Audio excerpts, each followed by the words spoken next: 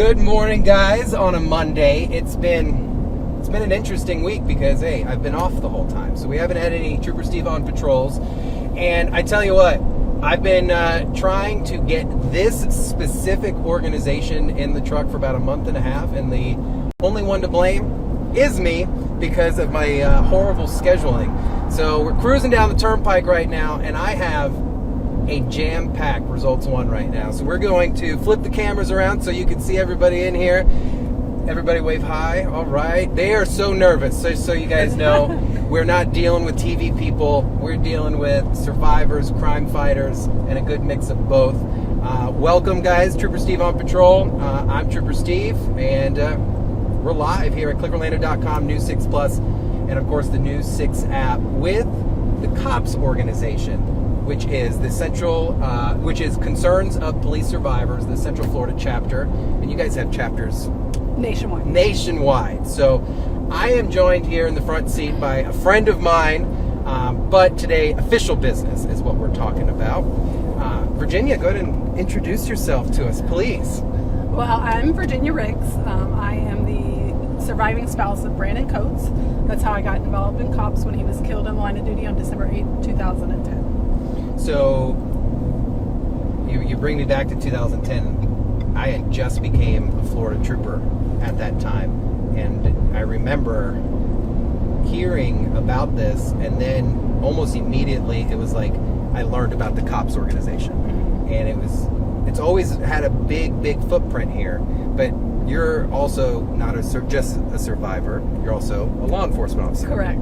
I also work for the Orange County Sheriff's Office, where Brandon worked, and still continue to work for them after he was killed. And you're still an active law enforcement officer. Yeah. And what do you do for C.O.P.S? So you got two jobs. You're doing both law enforcement, which your job there is pretty serious, but for the C.O.P.S organization, what do you do for them? So locally, I am the director of C.O.P.S of our local chapter, and then I'm also I sit on the national board. Okay. Fancy. So where there's 53 chapters nationwide. Nationally, you have a trustee that brings in the region and all the ideas nationally and pushing it out and bring all that back. Because unfortunately, we've grown so much over the last decade in survivors, because there's been so many line of duty deaths. Right. And we try to reach all those family members and co-workers out there who need C.O.P.S. So C.O.P.S is not just what I call a hit and run organization. You guys, we were talking earlier, you guys give survivors no option of having an extended family. And we're going to get to talk about that in just a second. But you guys are go all the time. And your events are pretty cool. Like, people have chapter meetings and it's like, all right, let's meet up for some pizza. You guys are like, rent out a field, have all this blow up stuff for the families, full on barbecues, events. But there's also a lot of things that take place, whether it's therapy, whether it's having resources that, someone has lost somebody that they don't ever have, and you guys make those connections. Why does the C.O.P.S organization do that? Well, it's so important for the counseling, obviously, in the years to come. As a survivor, one of your biggest fears is that people are going to forget your loved one and forget to say their name.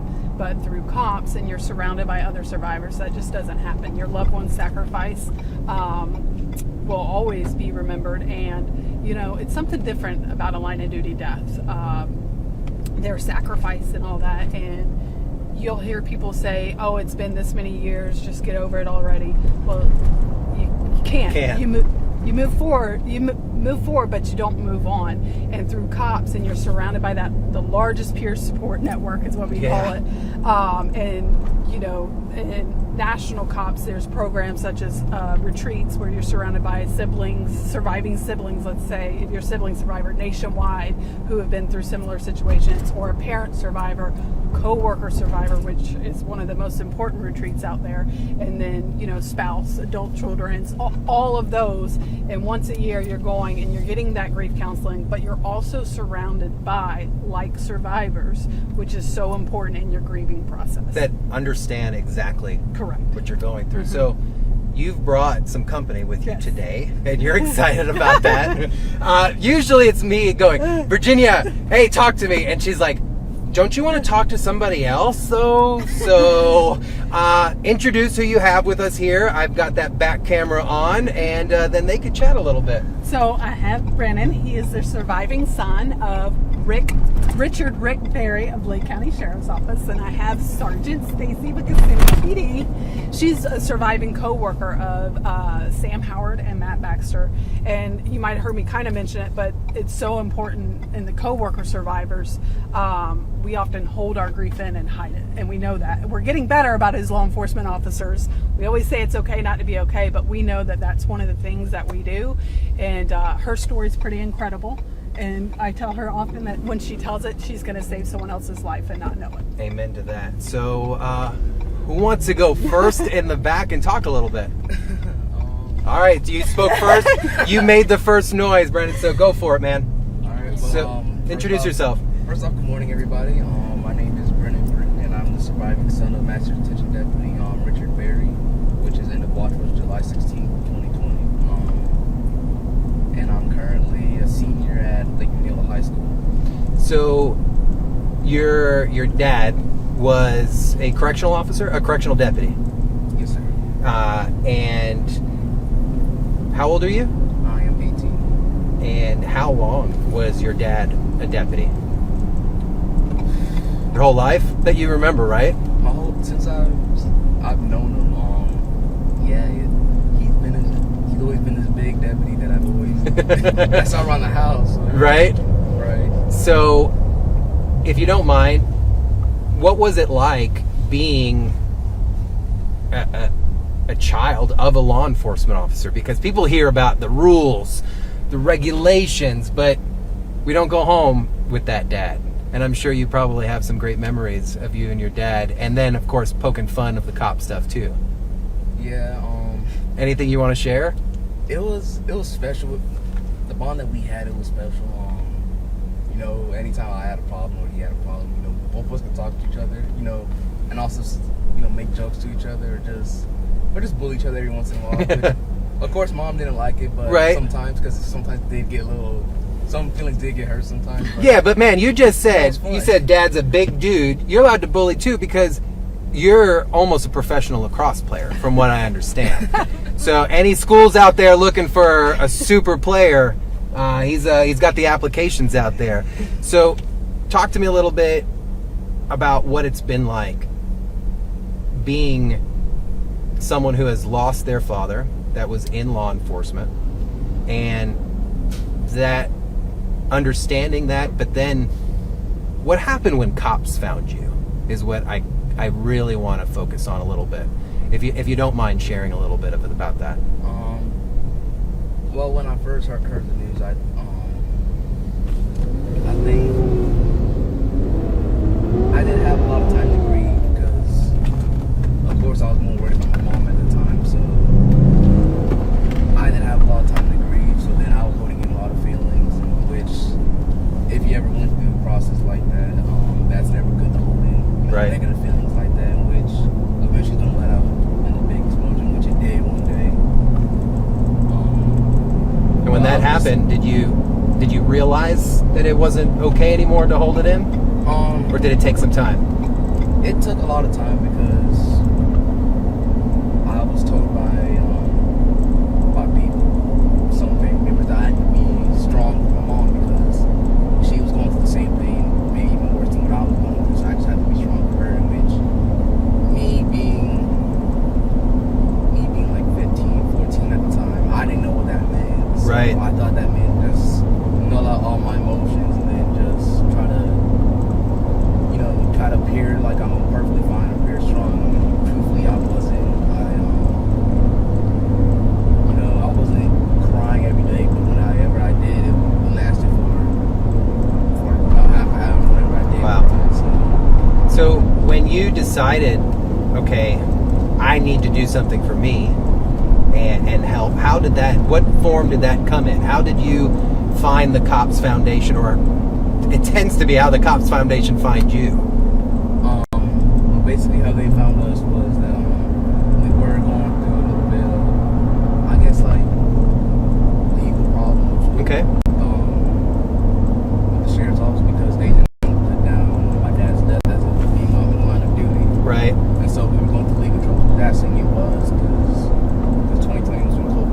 Right. And they took all the transportation off the road and put them in with everyone else in the gym, which that's where he got COVID from. So we were going through legal issues with that because they were saying that he didn't die in the line of duty.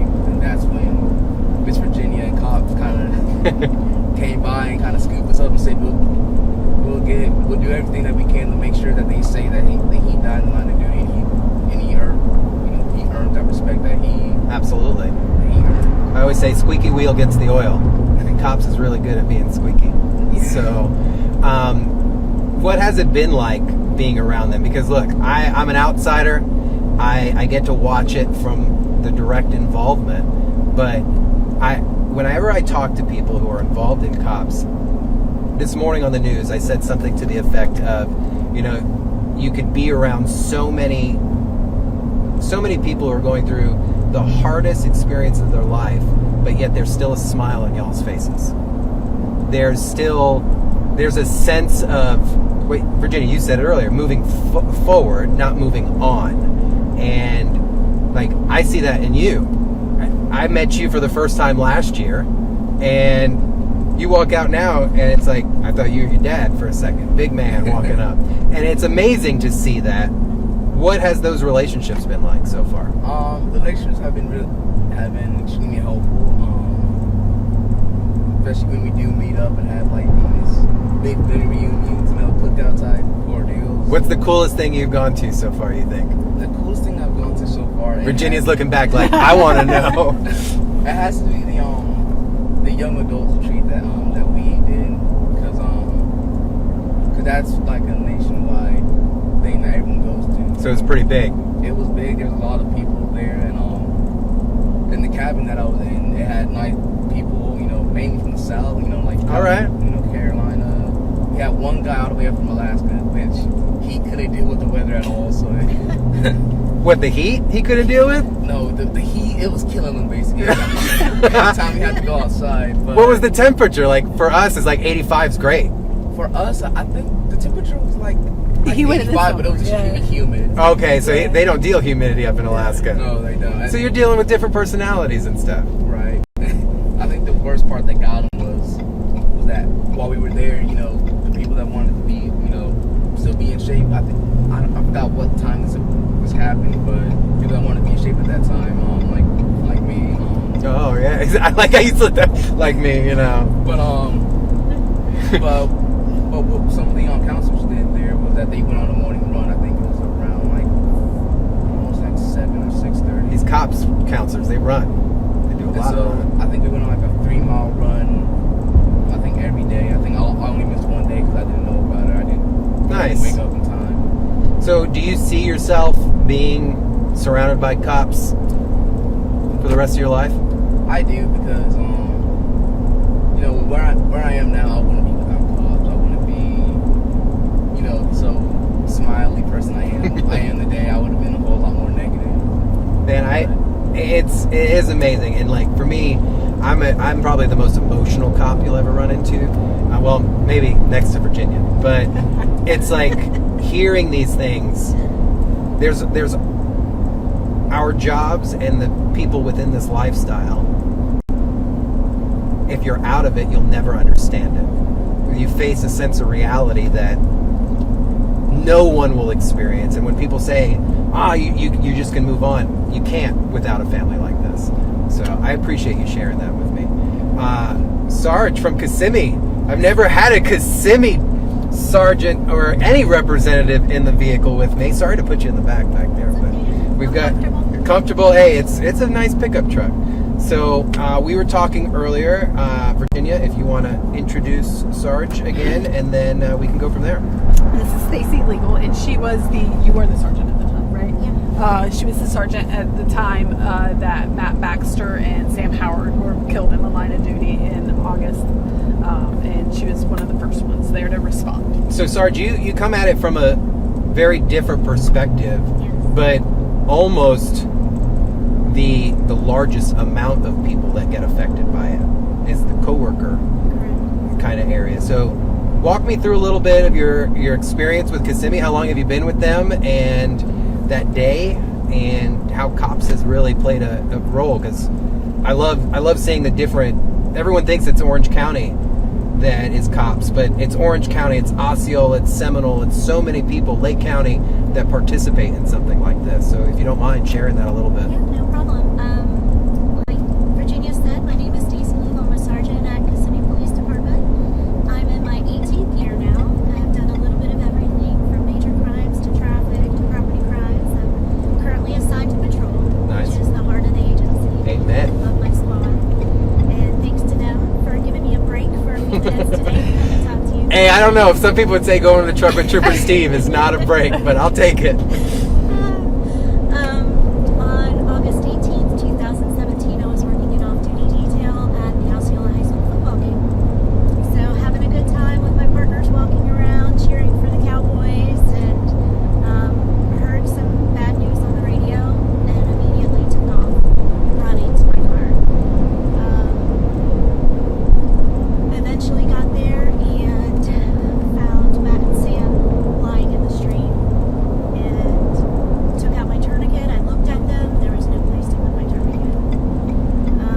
So you were the first one there. I was one of the first ones there, yeah. There were other officers that were closer before I got there and started CPR.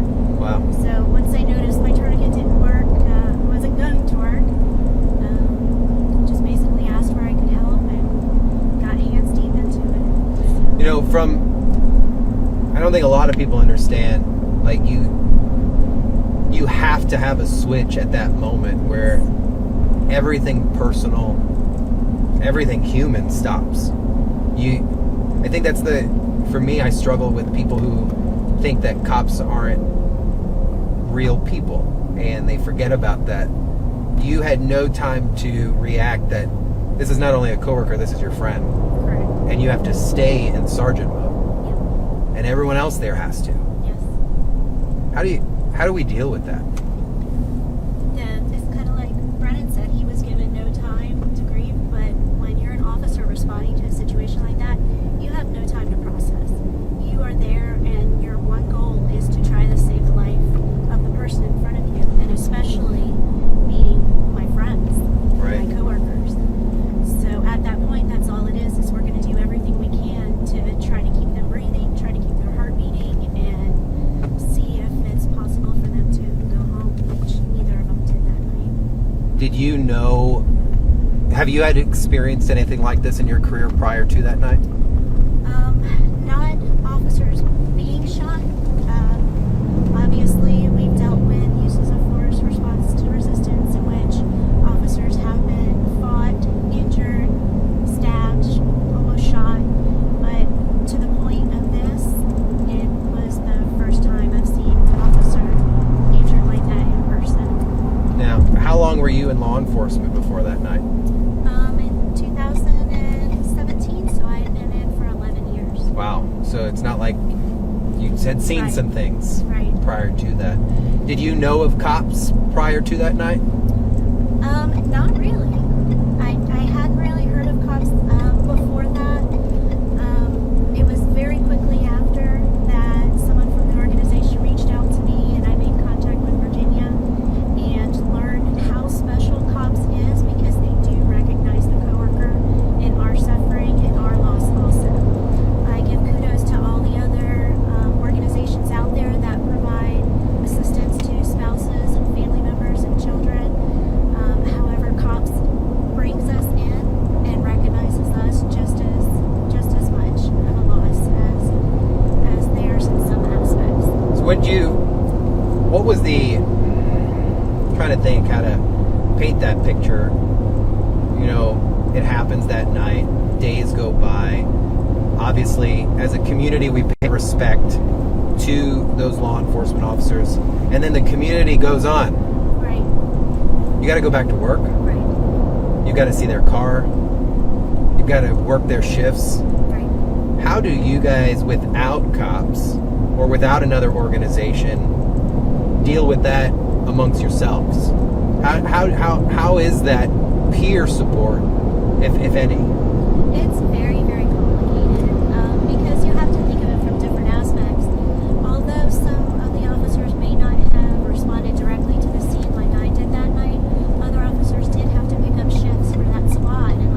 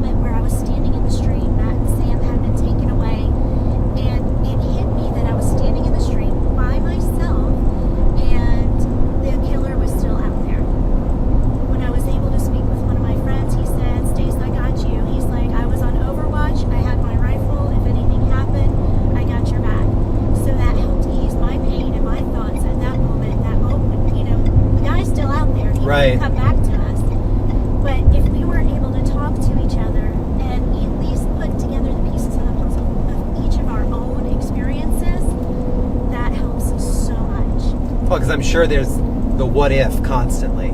Like, okay, I did this, but what if I already did this? And then someone's like, I got that. I already did that too. Right. Wow. So now we're several years past, and obviously it was a hard hit, I think, for the community. When do we lose 2 from one agency in one night? Right. What has your experiences like been with cops from a coworker level since you're starting kind of a relationship with them? Oh, definitely. They have been unbelievably accepting. If we're having a bad day, everybody has the right to still have a bad day or to feel bad about what's going on. Anniversaries are always tough, but it's understandable. Right. And we all do understand what each other's going through in some concept, and it's acceptance like you wouldn't believe.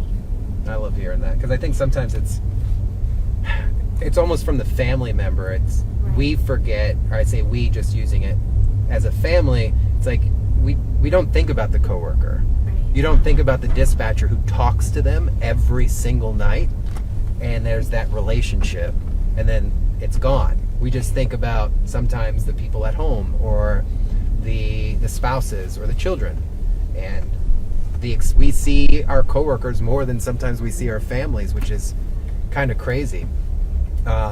So thank you, Sarge. I appreciate that. I know hearing it brings back memories, but I could not imagine hearing it over the radio that night. Thank you for that. Virginia, we got some stuff coming up. Yes. The Blue Light Gala. Yes. Where I've got to meet everybody, but I forget. Sarge told me we've met before, and then I feel like a dummy. I'm like, oh, sorry. The galas, if you've ever been, crazy. They're jam-packed. A lot of fun. And I don't think a lot of people grasp fun. Concerns of Police Survivors Gala. You put those words together, and they're like, how can this be fun? Mm-hmm. Well, that's the intention. Right. Is to lift spirits, but also do a lot of remembering. So we are coming up, correct me right away if I'm wrong, the 12th? The 17th. 17th, no, the 12th annual. Oh, I'm so sorry. Yes. Sorry. If I was able to finish. You're going to have Virginia Coates doing traffic tomorrow. This is what's going to happen. So, Ricks, excuse me, my bad. He's going to fly down the helicopter and get me here in a second. The 12th annual Blue Light Gala, Yes. coming up, a few weeks away. Mm-hmm. Talk to me a little bit about this. So, what a lot don't know is it's actually a weekend for our survivors Yes. of remembering. And it is sad to start off at the gala if you go, but that whole weekend, because we do cover 13 counties, and Okay. some don't get to come to all of our events because it is far. But for the whole weekend we meet. That Friday night is kind of a meet and greet, and we have survivors tell their stories on a personal level, and that way other survivors who haven't met them centrally or whatever get to hear it, and it's a healing process. All day Saturday, we spend Saturday together, breakfast, and then we get ready for the gala, where this is where we bring awareness to our chapter and to cops. Because, I mean, as you heard both of them say, they'd never heard of cops before. Right. I hadn't either until Brandon died. I had no idea what it was. And we don't ever want someone to have to know what it is, meaning we don't want you to have to go through a line of duty death. Of course. But now our goal is to get the awareness out there before that, in case you need it, so people know and what our mission is, and to rebuild shattered lives. And there are so many survivors out there. So that's the gala, and by the end we are all dancing out there, and you will see people smiling. They'll shed tears, of course, because remembering all of our local It's like heroes. tears and smiles Yes. all happening at the Yes. same time in this room. Yep. And it's powerful. Yes. It's powerful. It's So- almost like a big revival kind of thing We going have on. several of our local law enforcement agencies that will be in attendance and sponsoring, but they're also there, and that's key because now the awareness is there for the co-workers and Are there still tickets available? there are a few tickets still available. Keep in mind, these things are going like crazy, and it's open. Like, you might be watching this going, I want to go check this out. I want to go, but I have nothing to do with law enforcement. Is this okay? Yes, absolutely. We encourage it, and we love people from the public to be in attendance because you can meet and support the survivors. That And then are you there. become aware of what's going on. Right. So it is, now you can give me the dates. Okay. It's not Sorry. the 12th, it's the 17th. So February 17th, it will be held at the Rosen Center off of International Drive. All right. And tickets are available. Yes. If you visit Go to... centralflcops.cbo. I have an easier way. If you go to their Facebook page, Yes. the Concerns of Police Survivors chapter of Central Florida, just type that in the search box, pops right up, and you can click the link to go buy tickets, and it's still there. If you're interested in hosting this year, and interested in who's hosting, I'm there. I got you this year again. And then our law enforcement message brought to you by... It will be Sheriff Lima this year from Seminole County. Yep, Seminole County Sheriff. Sheriff Lima will deliver the law enforcement message, and then we have other speakers. Yes, Paul Butler will be in attendance. Paul Butler will be there, along with other really great just events that take place. This room is packed. This room has civilians, patrol, like Sarge said. You hear me, patrol is the backbone of any law enforcement agency, and when they get to see this stuff, they know that the support is there, and when the community's there, it's twofold. Everyone's happy, kind of thing. So really the goal of this stream was to give the gala some attention, but I really want COPS to be kind of known within our area. We hear of so many different foundations, but I don't think we fully understand the grasp and the teeth that this organization has. So I really appreciate you three. Someone got the day off of school to come do this ride back there, but based off of what I see, I put him right on camera. He's got no choice. Real quick, man, I just want the world to know, what sport are you into? Lacrosse. And he's got numerous school offers to go to college to play. So we want thoughts and prayers up for him so that he has a successful lacrosse career. Amen. Let's get it for him. Guys, I really appreciate you tuning in today. A little different of a stream. I've been off for a week, and what better way than to bring it with this amazing group of people talking about an event that's just a few weeks away. And I already told them, I'm yours Friday and Saturday, so it's going to be a long few days. So, again, clickorlando.com, News 6 Plus. We're going to have the graphic for the gala posted. We're going to have their entire link posted up over there of all the information for the C.O.P.S Foundation and where you can find those tickets. Knowledge is power, and we just want you guys to have an understanding of what's happening right here in your backyard. 13 counties. That's bigger than Central Florida alone. So they're pushing out a little bit, which is really awesome. And I would say majority of our sheriffs and police chiefs are highly involved in the C.O.P.S and are big supporters of the foundation, along with other private entities. Look, I know the Trooper Steve Army is huge. If you're a local organization, a private organization, or looking for a place to donate to, this is where I say you put it. You put it to the C.O.P.S Foundation. So many chapters or so many organizations go to one big hub up in the sky, and who knows where that money goes. Your donations come right here and support our family members, our spouses, our coworkers, their children, everybody that's involved. So that's my plea for January to you guys. So thank you guys for joining me today. We're going to wrap up this, drop them back off at the gas station, because I need gas in Results One. So that's where they're parked. Appreciate you guys for joining us today at clickorlando.com, News 6 Plus. And of course, make sure you go give the C.O.P.S Foundation a follow. Give Kissimmee PD a follow on Facebook, of course. And then once he gets his blue check and he becomes an awesome lacrosse player, we'll find his branding somewhere as an athlete, and we'll share his page. But take it easy, guys. Be safe. As always, please wear your seatbelt.